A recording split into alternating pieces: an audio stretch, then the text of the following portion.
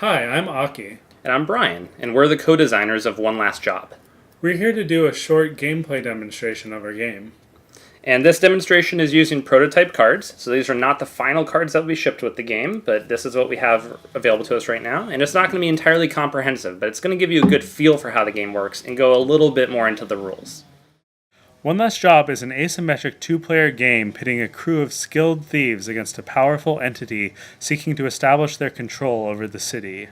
One player takes the role of the crew, assembling a team of operatives with specialized equipment and using daring tactics to pull off a heist. Meanwhile, the other player acts as the powers that be, secretly laying traps and deploying countermeasures while working to grow their influence. This video will take you through an example of the first few turns to give you a general feel for how the game unfolds. The action of One Last Job takes place over a series of scenes. The powers that be's goal is to exert their influence at these scenes, so that they resolve in their favor. Meanwhile, the crew is sending operatives into these scenes, trying to steal those same resolutions out from under the powers' noses. The first player to score 10 resolution points wins the game. Find the defense guard, lock, and snag cards and set them aside in face-up piles. Place the skill tokens next to the crew player and the influence tokens next to the powers. The crew places their hideout in front of them, and the powers that be place their office card in front of them along with the card for their boss. Find the 10 scene cards matching the power's sphere of influence, and shuffle them face down, placing them next to the play area. Shuffle the resolution deck, and place it next to the scene deck. Before the game, both players shuffle their deck and draw a starting hand of 5 cards. Both players can then choose to set aside any number of those cards, and then draw until they have 5 cards again. They then shuffle the set-aside cards into their deck. Before the powers that be take their turn, they first set the stage in the scene phase. If there are fewer than 3 scenes, the powers reveal the next scene from the scene deck. They then assemble the scene's deck of defense tokens as indicated on the scene's card. In this case, they add 1 guard token, 2 lock tokens, and 1 snag. The powers then draw the top 2 cards from the resolution deck and choose which resolution they want for that scene, which they add to the scene deck. The other resolution is placed on the bottom of the resolution deck. At the end of the scene phase, if a scene has been resolved, that scene is removed. That hasn't happened yet, so now the powers that be start their turn. They have 5 action points to spend each turn. In order to score their resolutions, the mob is going to need to spread their influence, but first they have to accumulate that influence. They can spend their action points to gain influence, but they have a better option in their hand. They spend 3 action points to play Fast Forward, which gives them 7 influence in their office. They also want to set up some defense, so they use their last 2 action points to play a Night Watchman, putting it face down in the drop-off. Now it's the crew's turn. They also have 5 action points to spend. In order to steal anything, they'll need an operative to do the job. The professionals spend 3 action points to play the cheat, an operative that knows their way around locks.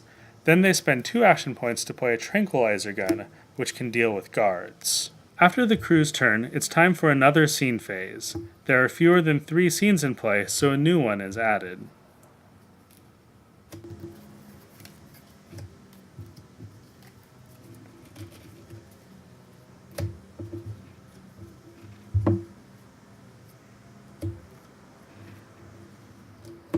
The powers want to protect the new scene a little bit, so they spend 1 action point to play Little Birdie at Let's Have a Talk. Little Birdie is a complication that the crew will face if they hit a snag at that scene. Next, the powers want to spend an action point to move the Dawn to the drop-off, and use 2 more action points to move 2 influence there. They have 1 action point left, so they spend it to draw a card from their deck. Now it's the crew's turn again. They spend 1 action point to load the tranquilizer gun, then move the cheat into the drop-off for another action point. They spend their next action to start an operation. Once an operation starts, the powers reveal all of the actors they have hidden at the scene.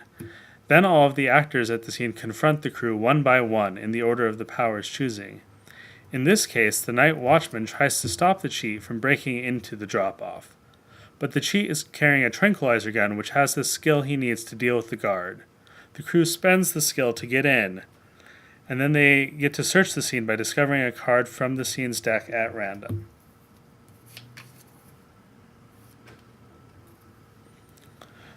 The crew has discovered a lock. Even though the cheat has the ability to break locks, he doesn't have any skill points right now, so the lock stays attached to the scene, keeping the crew out until they can come up with a way to break it. In addition, a snag is added to the scene's deck. The crew decides to move the cheat to Let's Have a Talk and start another operation.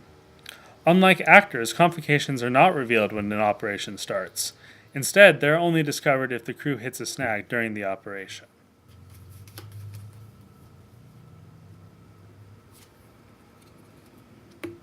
This time the crew gets lucky and finds the resolution and adds it to their score area.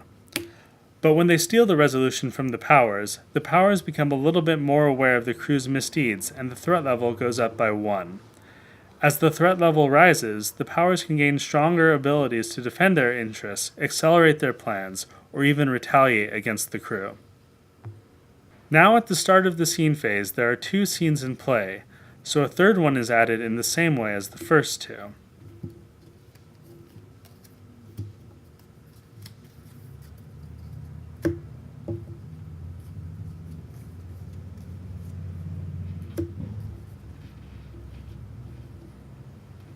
At the end of the scene phase, Let's Have a Talk is removed since the crew has resolved it.